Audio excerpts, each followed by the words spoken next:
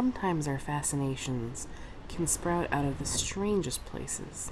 I grew up in small-town Wisconsin, relatively close to Lake Michigan, but 1,000 miles away from the nearest ocean.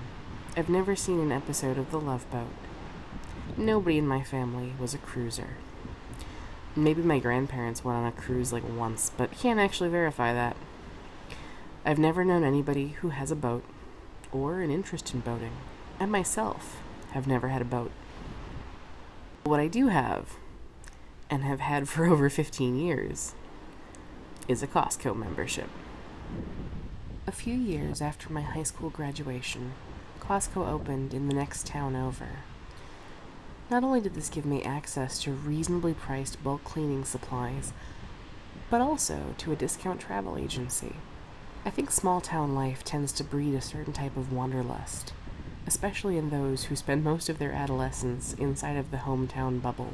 I used to waste countless hours scouring their website and planning trips to places like Vegas or Disney. When you don't have money, vacation planning becomes a stand-in for an actual vacation. You pay close attention to price drops.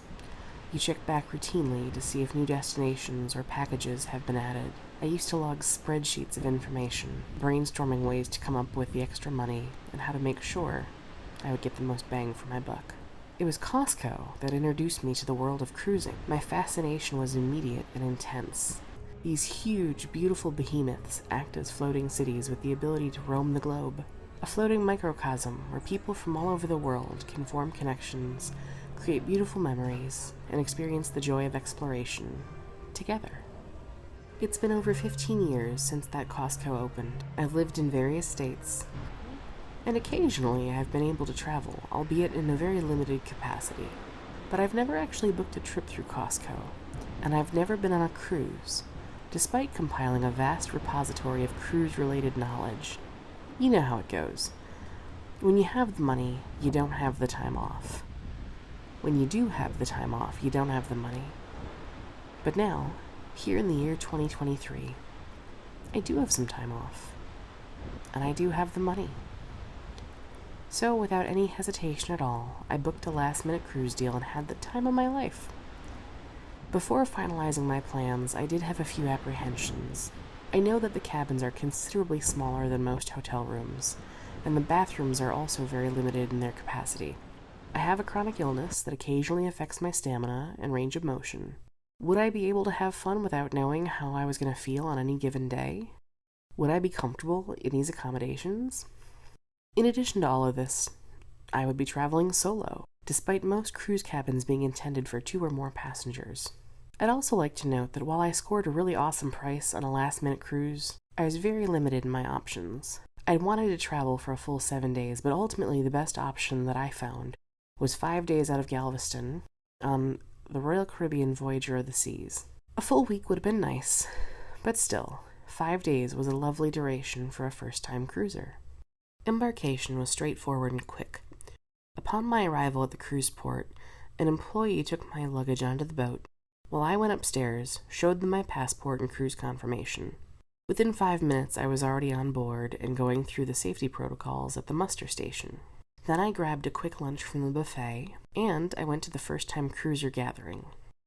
One of the entertainment coordinators gave us a ton of information about the ship itself and what we could expect to experience on the Voyager of the Seas. Fun fact, this ship was the first in the Royal Caribbean fleet to contain an ice rink, and because of this, the godmother of the ship is 2-time Olympic gold medal skater Katarina Witt. By the time that event had ended, we were ready to embark.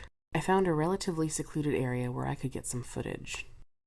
While the Galveston port looked a little bit gray that day, I was able to see various birds and even dolphins. Shortly after cast-off, the captain came over the speaker and announced that our rooms were ready. I booked an interior cabin with a virtual balcony, which seemed kind of strange at first, but it actually turned out to be pretty cool, especially when waking up in the morning and catching its reflection in the full-length mirror. It makes you feel like you have a nice big window. Sometimes at night, though, I think it became difficult to render the darkness. Every few minutes the screen would glitch, which kind of made me feel like I was in the Matrix. Overall, it was pretty cool. The room was more spacious than I had initially anticipated. 2 twin beds were already pushed together for me, creating an ample-sized king. In front of the virtual balcony, there was a comfortable chair and a footstool. The closet was big enough to fit my 28-inch suitcase and all of my hanging clothes. The desk had several drawers and cabinets, a small safe, and a cooler. I'm not entirely sure if these cruise cabins are supposed to have mini fridges, but this was definitely not a mini fridge. It's just a strange sort of cooler. Although the bathroom had limited space, it was still easy to maneuver through. And the shower is deceptive. I thought there was no way I was going to fit, but it turns out to be more spacious than it lets on. Because this was an interior cabin, I brought a small fan to make certain that the air could circulate. This was definitely a necessity. The climate control did get the room pretty cool, especially at night, but the fans certainly made the room perfectly comfortable. I also made sure to bring a cruise line approved extension cord for all of my electronic devices. As a solo traveler, this room was perfect for just me. Despite the humble sizing, I was quite comfortable all week. Another concern I had prior to embarking was how crowded the ship might be. But despite being a completely full vessel, I never really got caught in any crowds. The ship has a wide variety of activities spread across several different decks. A lot of the activities for families and kids were centralized on decks 12 and 13. The adult-only pools were on deck 11, and widely popular activities like bingo were held in the theater to make sure that there was room for everybody. Things actually got really peaceful at night. I was able to wander the ship and get some great ocean footage from some balconies that were relatively empty. There were 2 times when crowds were at their largest. The first being at the buffet in the mornings right as they opened. If you go a little bit later, then the crowds kind of die down. The other big crowds were when we left the ship at our ports of call. But everybody was allowed to go at their own pace, and there were even some trolleys provided, making each port accessible. Our first port of call was in Costa Maya, and I didn't have any excursions planned. I got off the boat and wandered for a couple hours, got some coconut water. The second port of call was in Cozumel, and I had a short Mayan cooking course at a local restaurant. That was the only excursion that I booked. I didn't take any video, not just out of respect for the performers, but also I wanted to be present in the moment and in the experience. It was delightful, the food was good, and it was also very accessible. It was easy to get to, and it was accommodating for people of different abilities. There was an extensive range of onboard activities, including spa treatments, fitness centers, pools, theaters, art auctions, and even an ice show on the ice rink, which was actually one of the highlights of the whole trip. In addition to my strange fascination with cruise ships, I also have a penchant for arcades.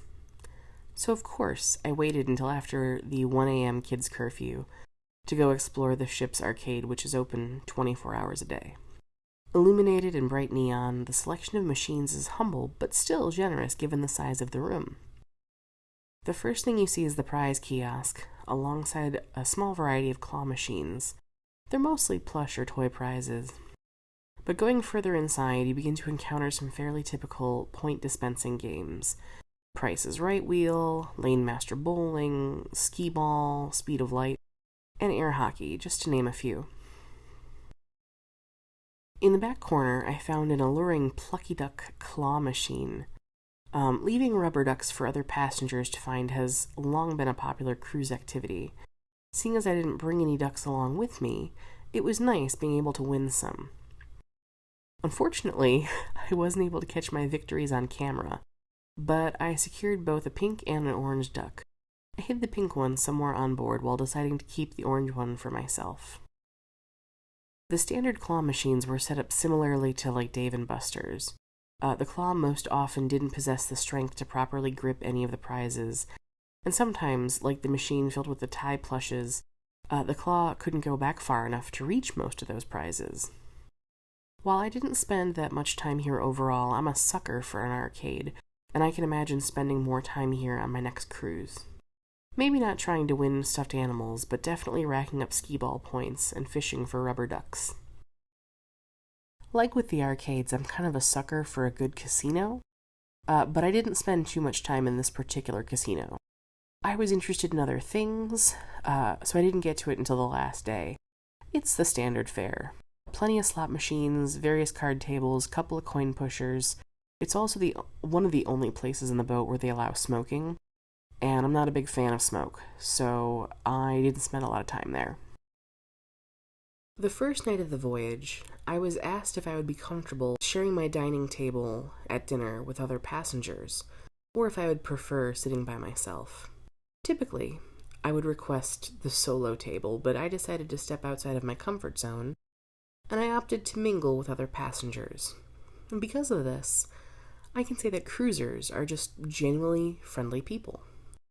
Perhaps because we're all on vacation, so we're all in good moods. I don't know. No matter the cause, it was actually really nice having dinner partners to touch base with and share our activities with. The dining room was a wonderful way to make connections. I met fellow passengers from all over the world. We shared our stories as we sailed the seas together. The food was also pretty phenomenal. While you have the option of eating all your meals in the main dining room, I found myself drawn to the breakfast buffet. The service hours are a bit longer, meaning I didn't have to rush to get there, and I was able to eat pretty quickly, meaning I could get to the activities sooner than having to sit through like a full breakfast service. Most nights I ate in the main dining room. However, the fourth night I did treat myself to a meal in the steakhouse, and it was absolutely phenomenal.